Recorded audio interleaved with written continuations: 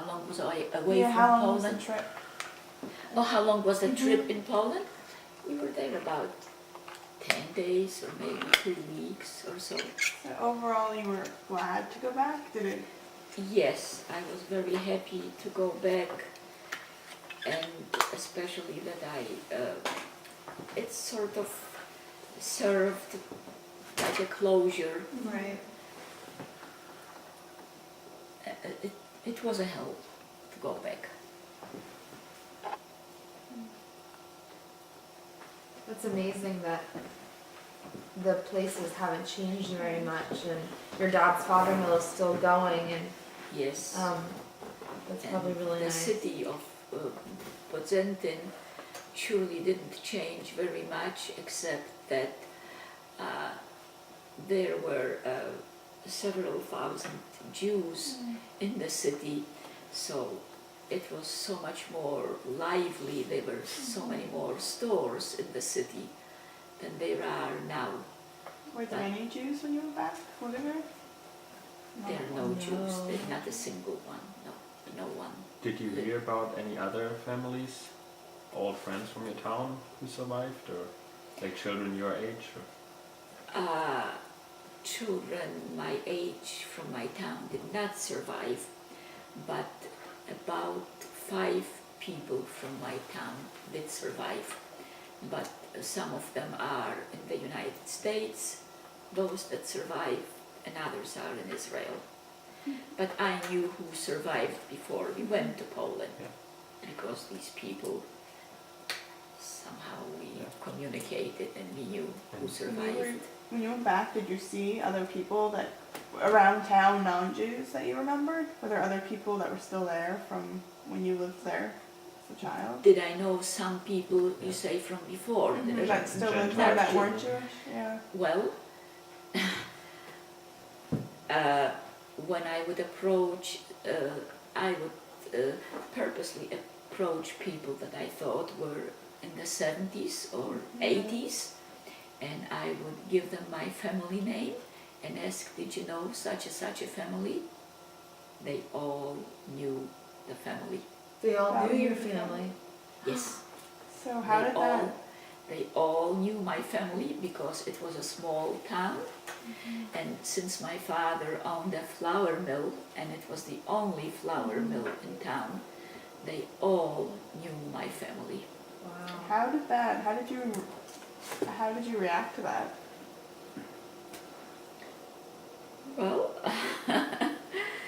I was happy in a way that they knew them, and here and there I would ask some questions, and but they all knew the family, and they knew them to such an extent that they would ask me that such and such a person survived, and they would call them by name. So were you ever angry? I mean, did you ever get, I mean, I don't know, have you ever been angry about the whole situation that happened? Or you just figured being angry wouldn't really do anything? Was I ever angry, you don't mean, know, at about somebody, the at Holocaust? I mean, I guess. Or at people? Like when you went back and these people all recognized your family, like, did you ever get, like, I don't know if I'm articulating myself well. I see many Poles, and I knew that before I went to Poland, and I know it now. Poles are very anti-Semitic. They were.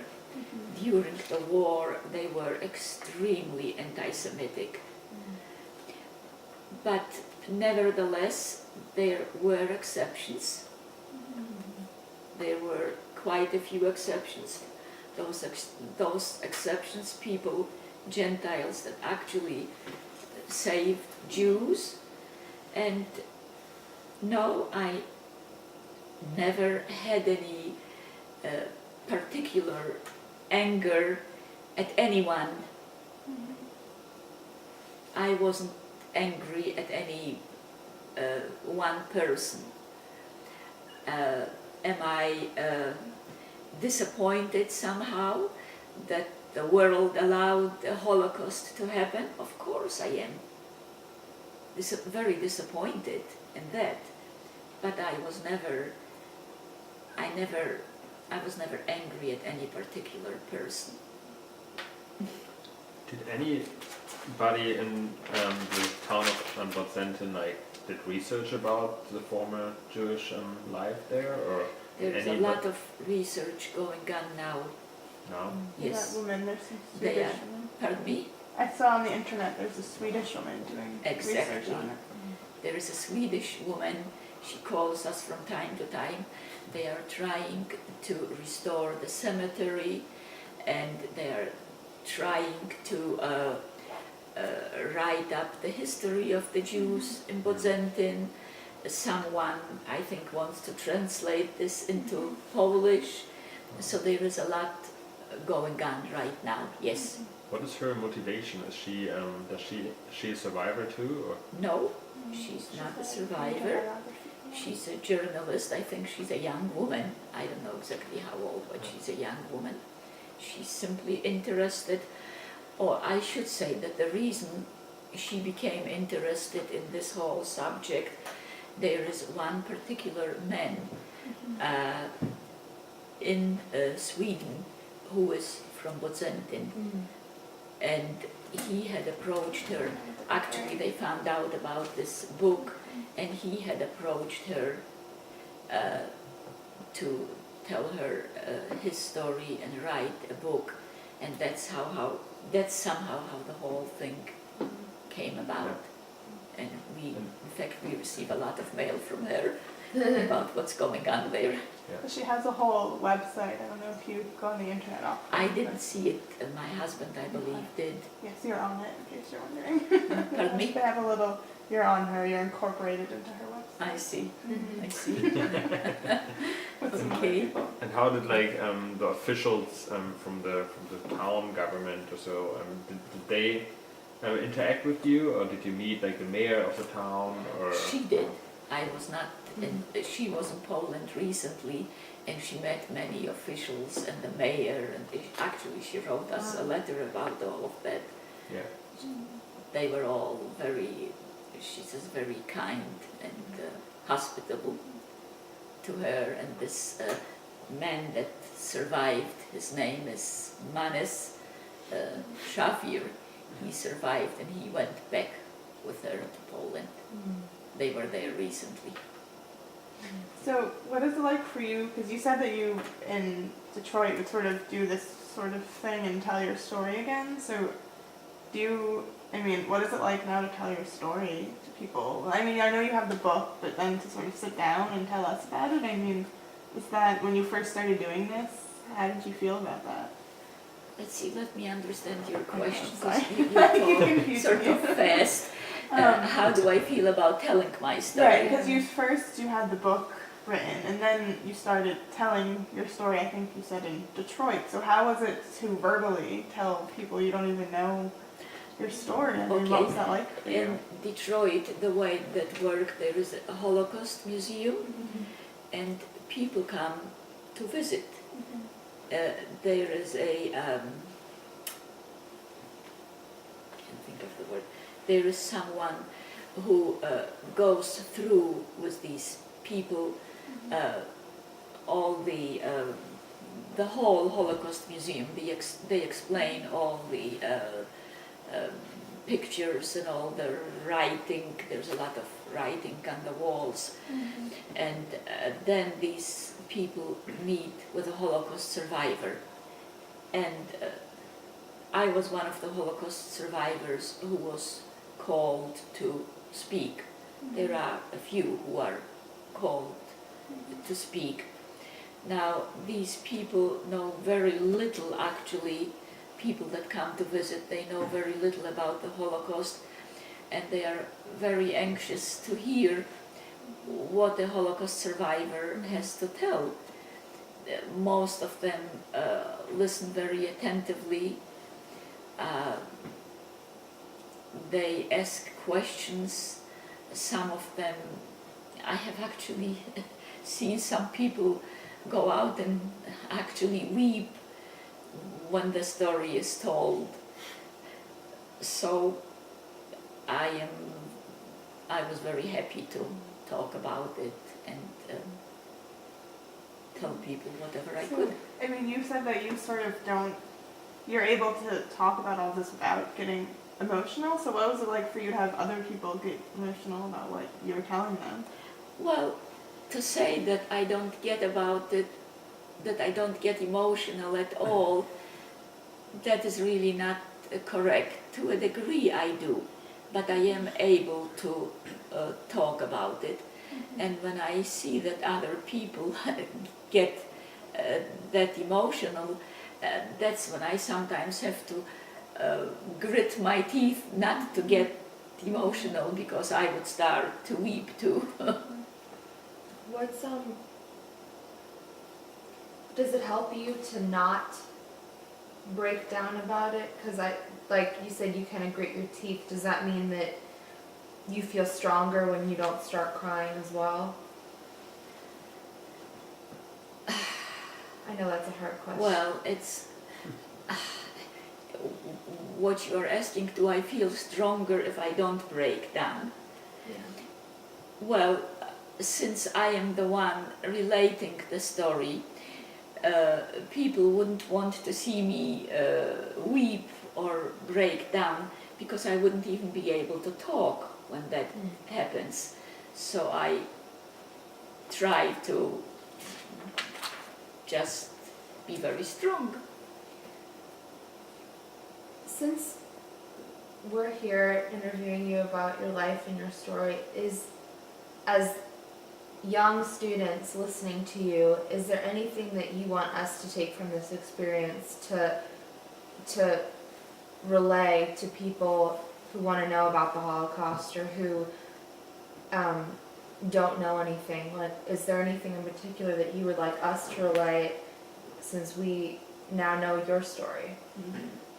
Well, I would hope that you relay the story.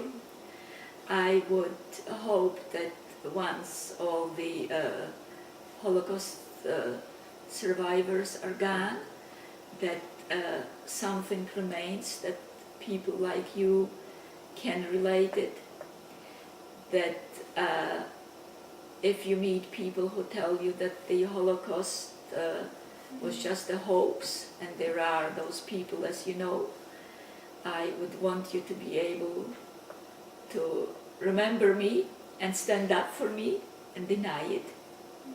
And also to be aware in the United States politically what is going on. And as much as possible, I know each individual, you can't prevent any disasters individually, but still I would hope that you would be aware of what's going on, so that as much as possible you can prevent other Holocausts, whether in this form or any other form. Did your children went to Poland at any time? Or Did my children? No, Yes. they didn't. They want to go, but they want to go? they didn't. Do you want to go with them again? Or? Should we just ask this? Wait, let's ask questions we haven't asked. So, okay, so you just brought up how Holocaust in any other form, and a lot of people, like the things that are going on in Africa and countries right now, people are saying are sort of equally as bad. Have you ever, I mean, what do you think about things like that that are going on in there? I mean, Well, they're equally as bad. Just believe different me, any causes. time that I see on television that people are starving, that they get distended and swollen from not having food, and how many people are murdered, I can't help but think of the Holocaust. I can't help but think of what I went through. In fact, it's sometimes these things that I watch on television that'll bring on a nightmare. Yeah, our world has changed a lot. There's a lot more violence these days. Pardon me? There's a lot more violence Violence. these Just days. know about it more. There's a lot of violence, yes. Lots of media forms to tell us about that. So what about today? Like, what is a typical day for you, like for you now? Can I talk about What that? is a typical day Yeah. like for Here, me now that now? you're back in Baltimore. Pardon me? Now that you're back in Baltimore again. Well, a typical day. At first, of course, when we moved in, there was a lot of work to be done, you know, a lot of arranging, unpacking. Some of the things in the house were broken and we are still not through. We still have some workers coming to fix this or that.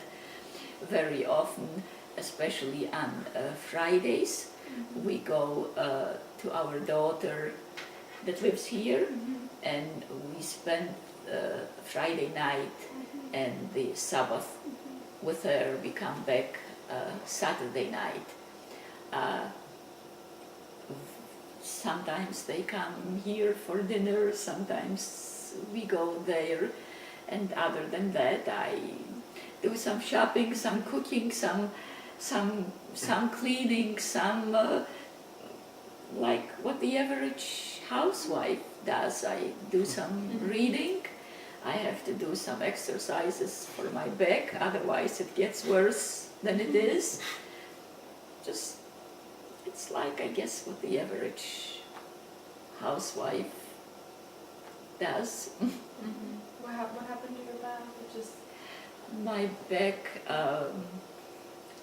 actually it has several problems. I have some scoliosis, which cannot be fixed, some arthritis, you know, it's age, it's, some of it might be from the camp, you know, who knows. So, but I function, I can, you know, I function in the house. I have some cleaning help, and I function. Are there any pictures or anything from your house that you'd like to show us, or from the book, or? See, I'm not prepared. Actually, we took some pictures when we were in Poland, but I don't even remember exactly where I have them. All right. Well, is there anything else you wanted to tell us? Pardon? Is there anything else you wanted to tell us? Did we miss anything else that's happened in the last 30 years? I don't know, since anything more recent? Anything more recent? I Well, don't know. all I can tell you is that my husband is retired. However, he is very busy. He has published two volumes on synagogue music. It's a very comprehensive work, and he's working on the third volume now. And all in all, there will be 5 volumes. The second volume consists of 3 or 4 books, I'm not even sure. He is a musician, and it actually, a lot of it, I should say, is music, and it takes someone who reads music to really understand. Can you read music? No. Are you a very musical family then, or if your daughter's musical? They are sort of a little musical, but I wouldn't say that they inherited their father's talent. They did not. It seems like they inherited their mother's talent. No, they did not inherit that. So this is because my husband is so busy, so some of the work that he would normally do, so I try to save time for him, and as much as possible I do, so that he can sit and write. And he's forever writing and is at the computer. Do you use the computer? No, No. My grandma doesn't either. No. he's forever using it and writing, and that's about what our life is What like. about your grandchildren? Do you hear from them a lot? Well, I know you Pardon me? see I'm sorry. your grandkids. Do you you see the ones in Maryland a lot too? Yes, of course. How do your ones in New York ever mail you cards or anything? Or How do I? you have grandchildren in New York? Yes. Did they send you Yeah, did they send you postcards cards? or Did they call you letters? a lot? Oh yes, and in fact, the daughter in New York, she was just here for a Oh, few very days nice. with her husband and children. They come in to visit. Yeah, they come in to great. visit, and we sometimes go there. And where do your sisters live now? They're both in Chicago now, and occasionally we go to visit them. And they have lots of grandkids too. Yes, each one of they have children, and their children are married and have children. So Wow. yes, they have grandchildren too. Yes, yes. So Any other questions, you guys? Thank you very much for opening up you to are us. Thank you. more than welcome. It was a pleasure talking to you. Or do you have questions for us? Yeah. Well, I mean, we know so much about you. You don't know equally as much about